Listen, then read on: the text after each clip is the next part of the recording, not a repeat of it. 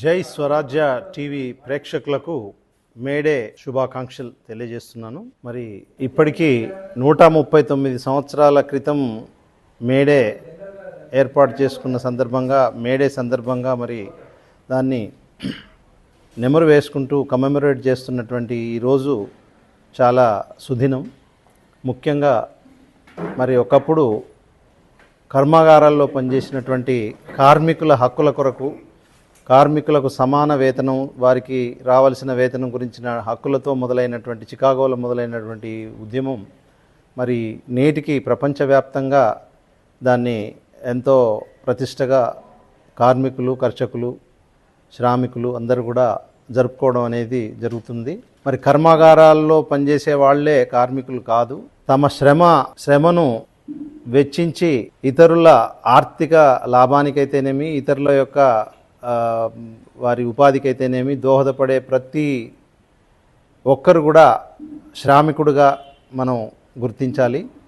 ఇప్పుడు అనేక రంగాల్లో, ముఖ్యంగా కార్పొరేట్ కల్చర్లో కూడా ఈ శ్రామిక దోపిడీ, అంటే అటు శారీరక శ్రమను ఇటు మానసిక శ్రమను కూడా దోపిడీ చేస్తూ కార్పొరేట్ సంస్థలు కూడా ఎన్నో విధాలుగా మరి ఈ ఉద్యోగస్తులకి కానివ్వండి, అక్కడ పనిచేస్తున్నటువంటి అసోసియేట్స్ కానివ్వండి, చాలా అనారోగ్య సమస్యలు కూడా వస్తున్నాయి. మరి ఇవన్నీ కూడా సంఘటితమై ప్రతి ఒక్కరు కూడా, ఈవెన్ మహిళలు కూడా, ఇంట్లో వంట చేసే మహిళ కూడా ఒక శ్రామికురాలే.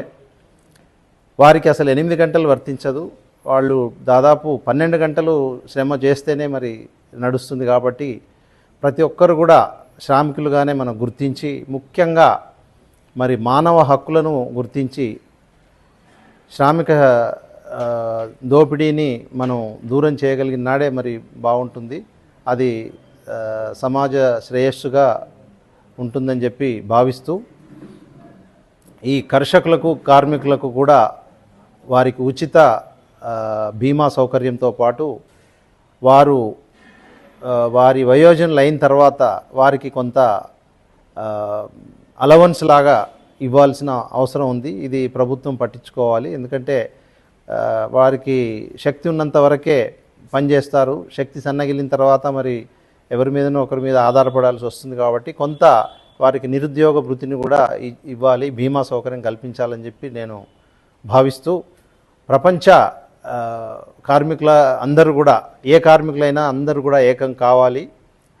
మార్క్స్ గారు ఇచ్చినటువంటి నినాదంతో మనంతా ముందుకెళ్లాల్సిన అవసరం ఉంది, సంఘటితం కావాల్సిన అవసరం ఉంది. మేడే వర్ధిల్లాలి.